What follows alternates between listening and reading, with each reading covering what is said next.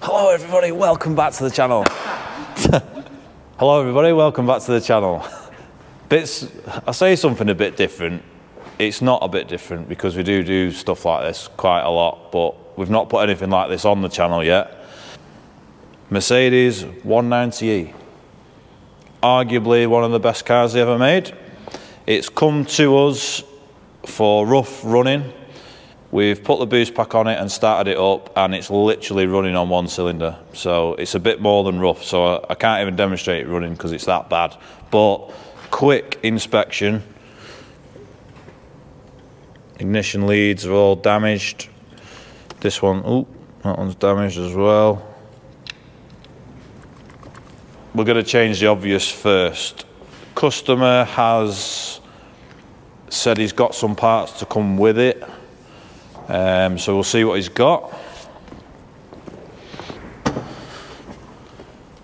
1.8. We've got a battery, a dizzy cap, a set of leads, fuel filter. I don't think that's going to help. Air filter, genuine. One spark plug, unless I'm being blind. Look at that, it's got the original Blaupunkt radio in it, and look at this, you've probably never seen one of these. You used to put your cassettes in here. Cassette tapes, man. Look at that. The very best of Matt Monro. How cool is that though?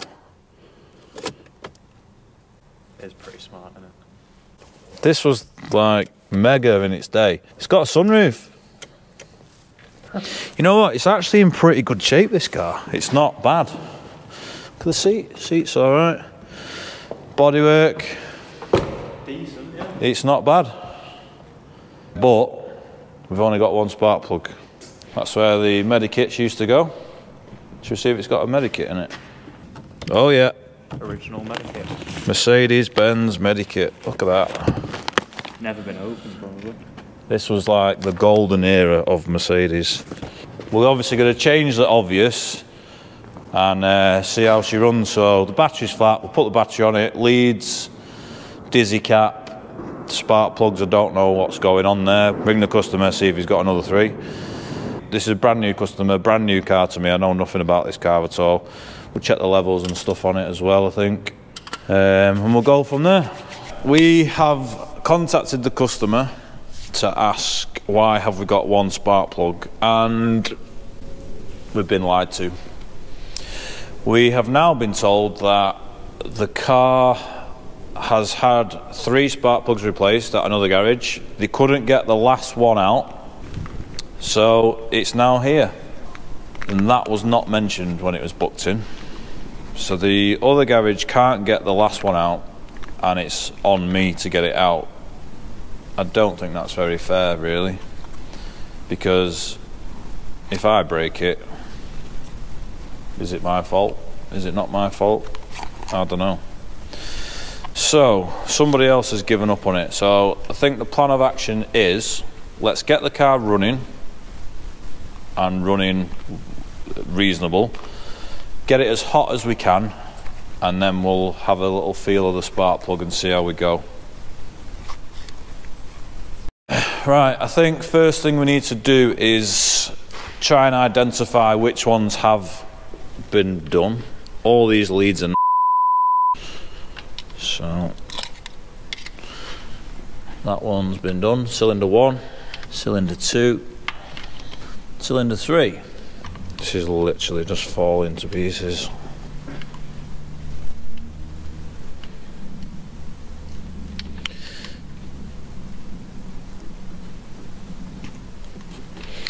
Right, gotta change tactic, gotta get a different tool.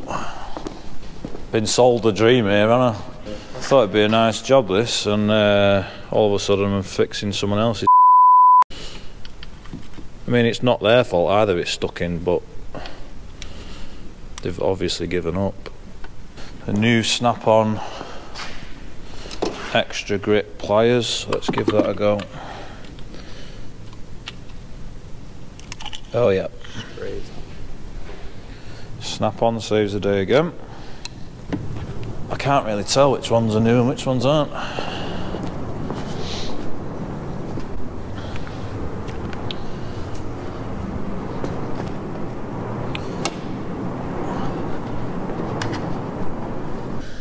I'm not sure what's going on here. I'm going to take them all out if I can. That's coming down. 2, 3. It's number 4. That's tight. Number 4 is the one that's not been replaced. We're thinking.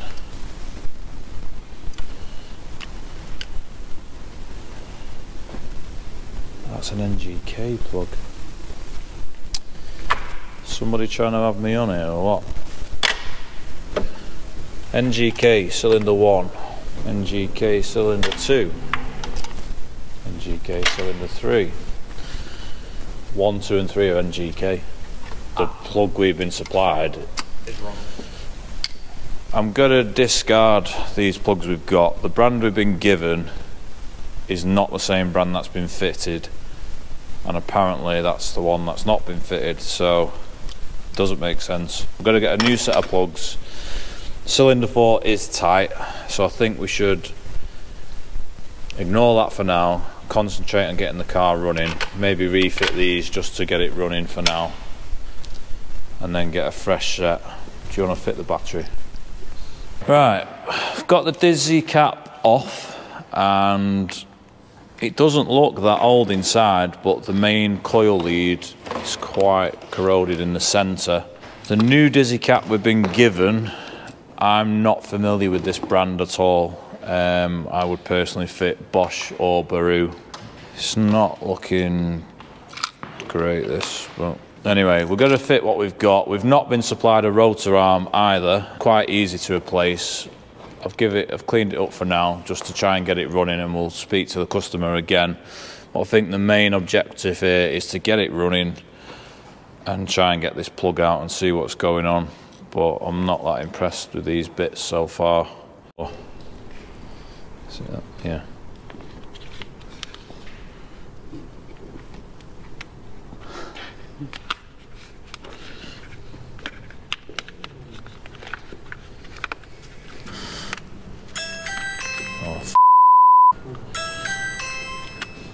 Oh, we're filming. We've changed the Dizzy cap, leads. We've had a look at the plugs. The battery is completely dead. Nathan's fitted the new battery. And let's see if it starts. We didn't show it running before because it was running really bad and we just basically didn't want to run it. Key, 120,000 mile. Ignition on, pump priming. It's running. And it's running on 4 cylinders.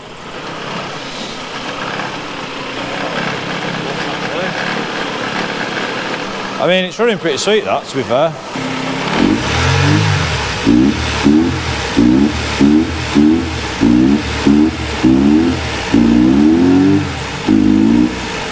It sounds like it's not got an air filter in it, to be honest. Oh, it has.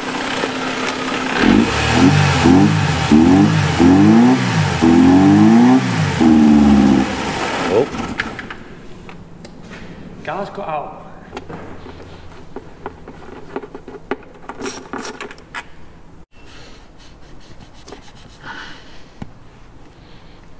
Just got to, well, what I am doing, I'm just cleaning out the plenum chamber to make sure that's seated nice and smooth. When we've revved it full throttle, it's cut out. Just going to do some basics, clean that out. We'll chuck his new air filter in anyway, not that that's going to make a difference. If you look here, that is a bung that covers the mixture adjustment screw, and that is so rare to see that that is still in there. So that means that that's never been adjusted before, which is very unusual because most of these need adjusting at this stage in their lives for MOTs and emissions and stuff like that. So a bit of brake cleaner in there, clean that up. I don't know how much authorization we've had with this job, so I'm just covering a couple of basics whilst we're in there. That looks nice and clean now anyway. Also just checking operation going down, coming up smooth, seated smooth. That's it. Just checking the adjustment on the throttle linkage as well. Obviously that's full throttle. That's should be idle, but it's not making contact with the idle switch. That's closed, so that could be another problem. Looking at the throttle cable, somebody's wound it all the way up, so we're going to turn it down until it closes. Did you hear that click? So that's now closed. A lot of people think that cable needs to be dead tight, and it doesn't. You do want a bit of wiggle in the middle. So let's try that.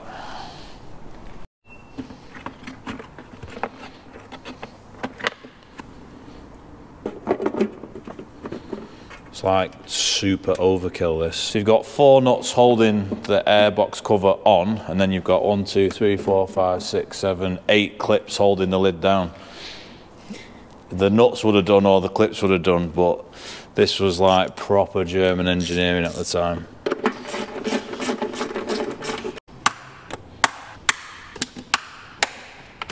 I think it's safe to say that that air filter's sealed. Not going anywhere. Not going anywhere, that.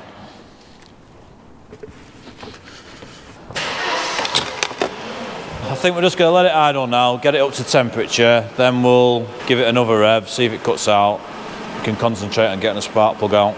Right, let's have a go at getting cylinder number 4 plug out. Oh, it's hot, that. Oh. Can't get it out, mate. Couldn't get it out. That is so hot. No. That's NGK as well. So it's got a full set of NGKs in it. I think they've told him they've put 3 out of 4 in and haven't, because it's not the same brand as what we've got. Somebody's lying, that's what's going on. Yes. Or somebody's been told duff information. Right, either way, I've got genuine Mercedes-Benz spark plugs in stock, so these are coming out and ours are going in. Let's rule it out, get them out, and throw them in the bin. Genuine Mercedes-Benz plugs for a 190E, £3 each. £3. Not worth messing about. So before you fit these old plugs, you've got to check the gap. Gap is 0.8.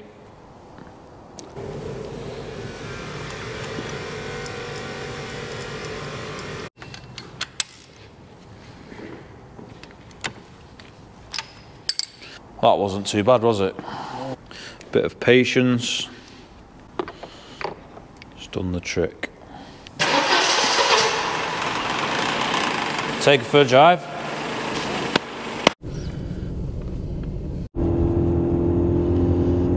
So, we're on a road test and it is literally flat as a pancake. I don't know if we've got a mixture problem or what. There's no fuel in the car registering at all. Top tip, if you take your car to a garage for a running fault, put fuel in it.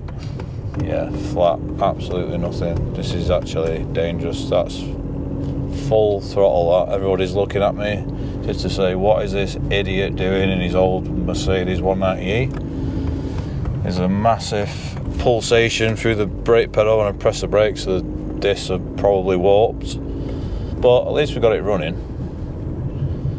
Just need to figure out why it's flat now. Oh, those brakes are horrible. Quick, go. That's full throttle. Full throttle, nothing. Come on.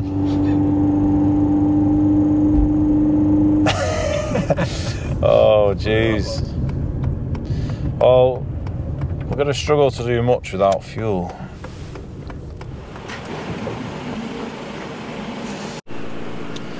Right, so we quickly have abandoned the road test because that was dangerous. I'm going to put it on an emissions machine to check the emissions to see if it's running too weak or too rich, and that's why we're bogging down when we put our foot down. It's stopped cutting out when we rev it now, which is good. Alright, so I have to take the airbox back off again to remove our adjustment screw blank plug, I'll call it. Like I said before, it's a bit suspicious when I saw that because there's not many of them knocking around. So that's out. So our CO reading when it's running is 0.03 on idle, which is way too low. I mean, it'd pass an emissions test, but it's not high enough for this car. Obviously everything's in the green, it's good, but it's too low. 0.002. We want it about 1.5, 2. So I think that's the first thing to try. It'll probably cut out when I try and do this. Yeah.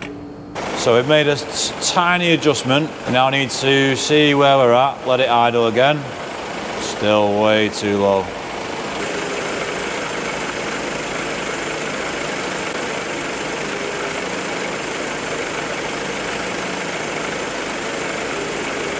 No.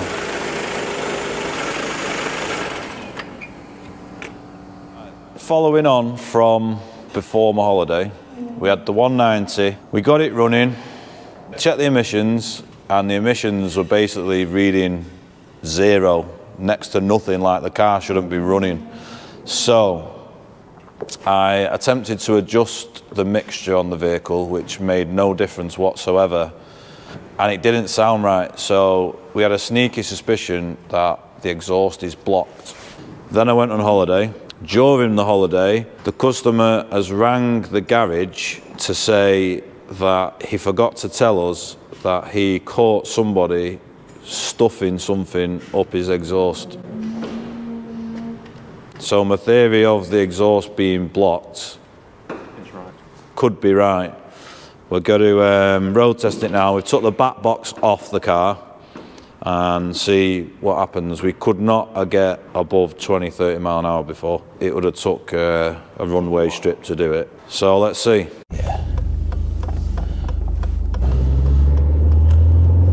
Yeah, that's 30. Oh yeah. So, what's wrong with the 190? Some kids have shoved something up the exhaust and blocked it. Currently driving with the cat on and the middle section, and that's fixed it. That's actually fixed it. Do you think anyone's going to believe us? Took off the back box, it works. That's why we weren't getting an emissions reading. Well, we were getting a reading, it was just very low. Very low, and it passed an emissions test, no problem. It was too good. But the consequence of that was it wouldn't drive anywhere. Another one fixed. So it came in not running, it was running on one cylinder, sounded terrible. So you seen what we've done to fix that. Then it would run, terrible driving, no emissions, emissions wouldn't adjust, sounded funny on full throttle, which gave me the inkling that it's got a blocked exhaust, and it has. So we need a back box, job done. Right, we've now got a new exhaust fitted to the car. The car is driving tip-top. So because we were messing around with the mixture, we obviously put it way out. So we've had to readjust all the mixture again. Car's idling at full operating temperature, and we've now got a CO reading of 1.0, we'll call it. So that is good, that's where we want it to be. We've took the old back box off, we've cut it open to have a look to assess what's gone wrong, and what's gone wrong is the exhaust baffle, I'll call it, inside the box has collapsed, and because it's collapsed it's rotten away the inside and it's blocked itself up basically. So I think the theory of he's caught somebody putting something in the exhaust is wrong. I think he's seen somebody pulling out some of the exhaust hair out of the exhaust, not putting it in. That goes in the centre of the exhaust. It's fallen to pieces, loads of rust inside the back box, and as you can see, it sucked all that exhaust fibres in and blocked itself up. So there you go. So I don't think it's that he's caught somebody putting something in the exhaust. I think he's seen somebody pulling stuff out of the exhaust, because he said that he thinks somebody's been putting stones in it and stuff like that. But I think he's finding clumps of rust on the floor coming out of the tailpipe. So another one done. Bit of an unexpected fix, been a bit of a journey this one. Obviously we've had a couple of issues with it. Done, ready to return to the customer. Thanks for watching, like and subscribe, get another one done.